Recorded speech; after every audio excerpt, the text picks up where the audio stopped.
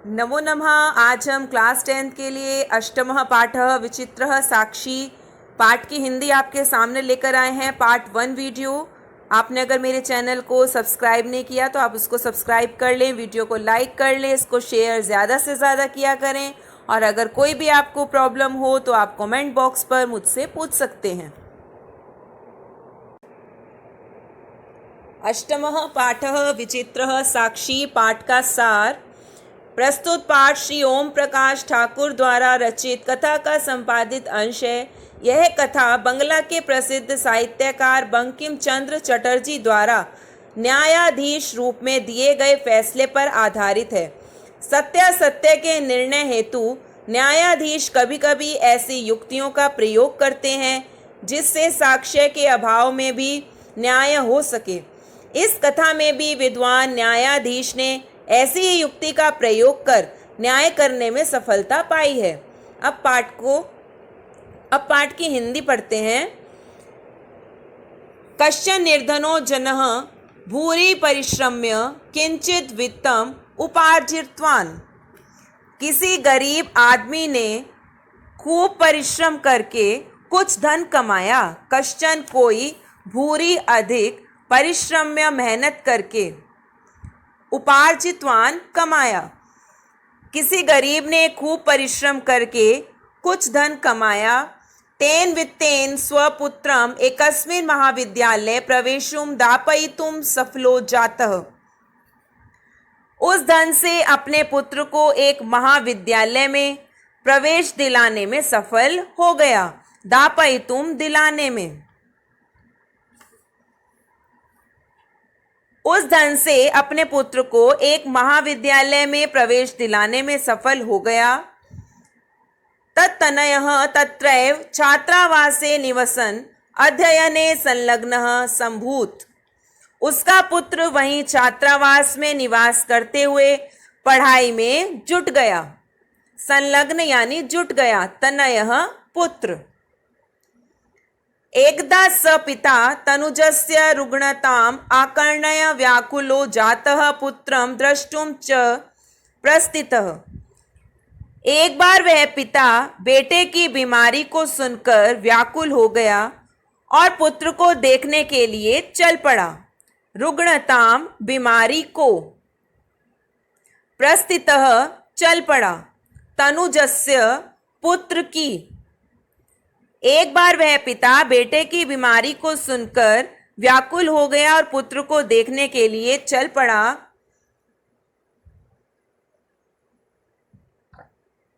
परमर्थ काश्येन पीडितः स बसयानम विहाय पदातिरेव प्राचलत।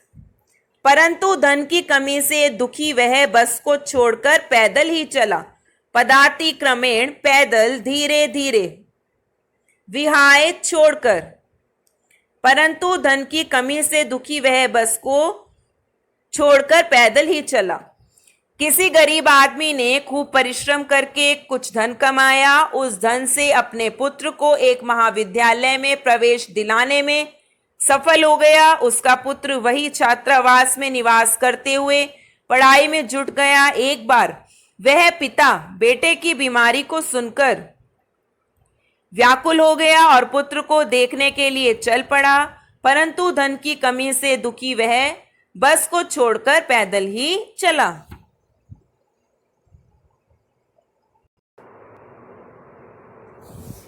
पदाति क्रमेण संचलन सायं समये अपयसो गंतव्यात् दूरे आसीत्। पैदल चलते हुए शाम के समय में भी वह अपने गंतव्य यानी जाने के स्थान से दूर ही था। निशांधकारे प्रसते विजने प्रदेशे पदयात्रा न शुभावह। रात के अंधेरे में फैले हुए निर्जन स्थान पर पदयात्रा उत्तम नहीं थी। पदयात्रा उत्तम नहीं होती है।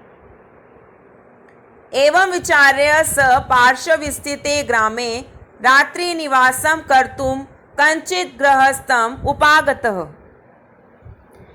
ऐसा सोचकर वह पास में स्थित गांव में रात में रहने के लिए किसी गृहस्थी के घर पर आया। गृहस्थम उपागतः, गृहस्थी के घर पर आया। करुणा परुग्रही तस्मै आश्रयम प्रायच्छत, दयालु गृह स्वामी ने उसे सहारा दे दिया। पैदल चलते हुए शाम के समय में भी वह अपने जाने के स्थान से दूर ही था। रात के अंधेरे में फैले हुए निर्जन स्थान पर पदयात्रा उत्तम नहीं होती है। ऐसा सोचकर वह पास में स्थित गांव में रात में रहने के लिए किसी गृहस्थी के घर पर गया। दयालु गृह स्वामी ने उसे आश्रय दे दिया, उसे सहारा दे दिया। विचित्रा देवगति ही, भाग्य की गति बड़ी अनोखी होती है। विचित्रा अनोखी, देवगति भाग्य की गति। तस्याम एव रात्रो तस्मिन् गृहे कश्चन चौरः गृहाभ्यंतरम प्रविष्टः, उसी रात में उस घर में कोई चोर घर के अंदर घुस आया, प्रविष्ट कर गया। तत्र निहिताम एकाम मंजुषाम आदाय पलायितः, वहां रखी एक संदूक को लेकर भागा। मंजुषाम, संदूक को, निहिताम, रखी गई संदूक को, आदाय, भागा, पलायितः, लेकर। वहां रखी एक संदूक को लेकर भागा। चौरस्य पाद ध्वनिना प्रबुद्धो अतिथि चौर शंकया तम अनुअधावत अग्रहणाच्च परम विचित्रम अघटत। चोर के पैरों की आवाज से जगा अतिथि चोर के शक से उसके पीछे भागा और पकड़ लिया, परंतु विचित्रम अघटत, परंतु एक विचित्र घटना घटी, अनोखी घटना घटी। चौरः एव उच्चै क्रोशितुम आरभत, चोर ने ही जोर से चिल्लाना शुरू कर दिया। चोरो अयम, यह चोर है, यह चोर है। तस्य तार स्वरेण प्रबुद्धा ग्रामवासिनः स्वगृहात् निष्क्रम्य तत्र अगच्छन् वराकम अतिथिम एव च चौरम मत्वा अभट्सयन्। उसके चिल्लाहट से जागे गांव के निवासी अपने घर से निकलकर वहां आ गए और बेचारे अतिथि को ही चोर मानकर निंदा करने लगे। अभट्सयन का मतलब होता है निंदा करने लगे। अनवधावत, पीछे दौड़ना। अग्रहणात, पकड़ लिया। क्रोशितुम, चिल्लाना। तार स्वरेण, जोर से। उसकी चिल्लाहट से जागे गांव के निवासी अपने घर से निकलकर वहां आ गए और बेचारे अतिथि को ही चोर मानकर निंदा करने लगे। यद्यपि ग्रामस्य आरक्षी एव चौरः आसीत्, जबकि गांव का सिपाही ही चोर था। तत्क्षणम एव रक्षा पुरुषः तम अतिथिम चोरो अयम इति प्रख्याप्य कारागृहे प्राक्षिपत।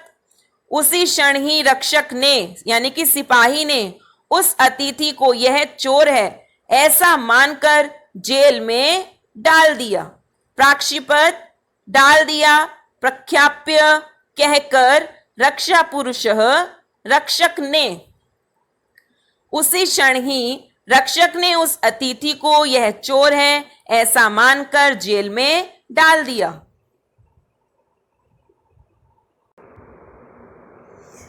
अग्रिमे दिने स आरक्षी चौर्याभियोगे तम न्यायालयम नीतवान। अगले दिन वह सिपाही चोर के अभियोग में उसको न्यायालय ले गया। न्यायाधीशो बंकिम चंद्र उभाभ्याम पृथक पृथक विवरणम श्रुतवान। न्यायाधीश बंकिम चंद्र ने दोनों से अलग अलग विवरण सुना। सर्वं व्रतम अवगत्य स तम निर्दोषम अमनयत आरक्षिणम च दोष भाजनम। सारा विवरण जानकर उन्होंने उसे निर्दोष माना और सिपाही को दोषी। किंतु प्रमाण अभावात् स निर्णेतुम न अशक्नोत। परंतु प्रमाण के अभाव से वे निर्णय नहीं कर सके। ततो असो तौ अग्रिमे दिने उपस्थातुम आदिष्टवान। उसके बाद उन दोनों को उन्होंने अगले दिन हाजिर होने का आदेश दिया। अन्यद्यौ न्यायालये स्व स्वपक्षम पुनः स्थापितवन्तो। दूसरे दिन उन दोनों ने न्यायालय में अपने अपने पक्ष को फिर से रखा। तदैव कश्चित् तत्रत्यः कर्मचारी समागत्य न्यवेदयत् यत् इतः क्रोशद्वयान्तराले कश्चित् जनः केनापि हतः।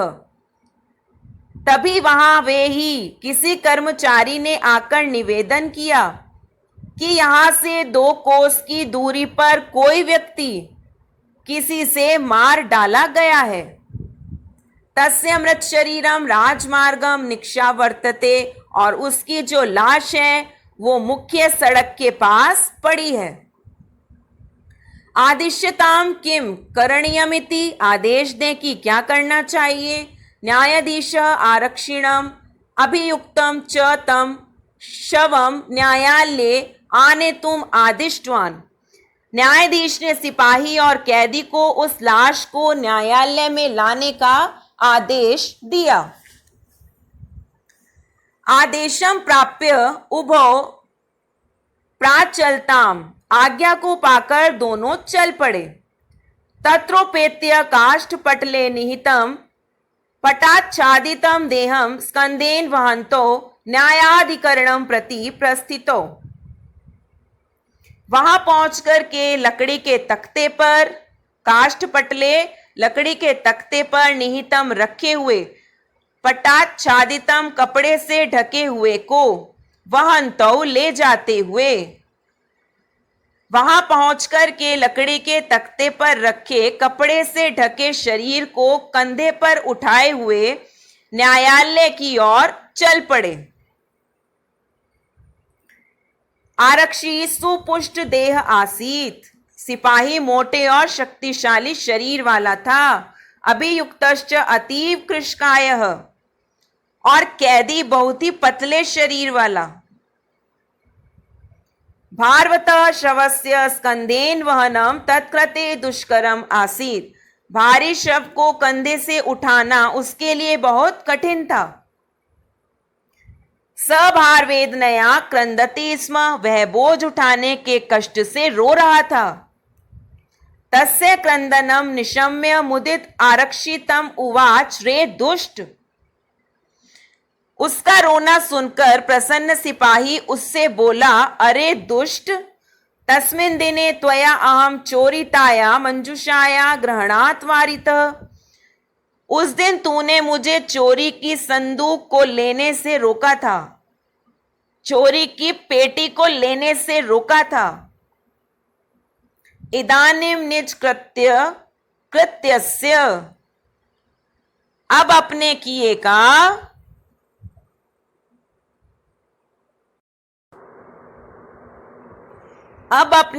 का फलम भुक्ष्व, फल भोगो, अब अपने किए का फल भोगो। अस्मिन् चौर्याभियोगे त्वं वर्षत्रयस्य कारादंडम लपस्यसे इति प्रोच्य उच्चै अहसत्। इस चोरी के इल्जाम में तू 3 वर्ष की जेल का दंड पाएगा, ऐसा कहकर जोर से हंसने लगा। यथा कथंचिद उभौ शवम आनीय एकस्मिन् चत्वरे स्थापितवन्तो, जैसे तैसे दोनों ने लाश को लाकर एक चौराहे पर रख दिया। न्यायाधीशेन पुनस्तौ, यहाँ पर संधि हो जाएगी, घटनायाः विषये वक्तुम आदिष्टो। न्यायाधीश ने फिर उन दोनों की घटना के विषय में बोलने के लिए आदेश दिया। वक्तुम आदिष्टो। आरक्षिणी निष्पक्षम प्रस्तुतवती आश्चर्यम अघटत सश्वः प्रावारकम अपसार्य न्यायाधीशम अभिवाद्य निवेदितवान।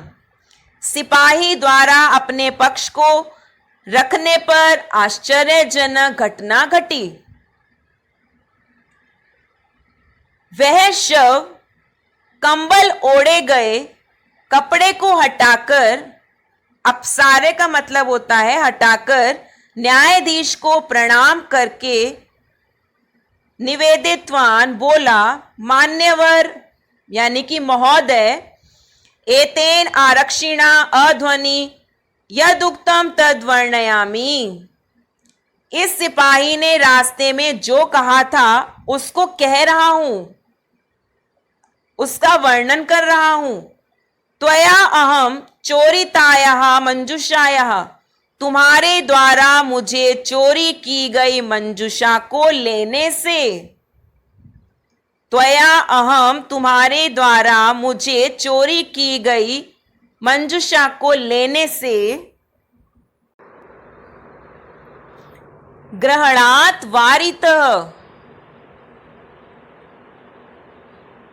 तुम्हारे द्वारा मुझे चोरी की गई मंजुषा को लेने से रोका गया था। अतः निष्कृत्यस्य फलम भुक्ष्व, इसलिए अपने किए हुए कर्म का फल भोगो। अस्मिन् चौर्याभियोगे त्वं वर्ष त्रयस्य कारादंडम लपस्यसे इति। इस चोरी के जुर्म में, अभियोग में, जुर्म में तुम 3 वर्ष की जेल का दंड पाओगे। न्यायाधीश आरक्षिणे कारादंडम आदिश्य तम जनम ससम्मानम मुक्तवान।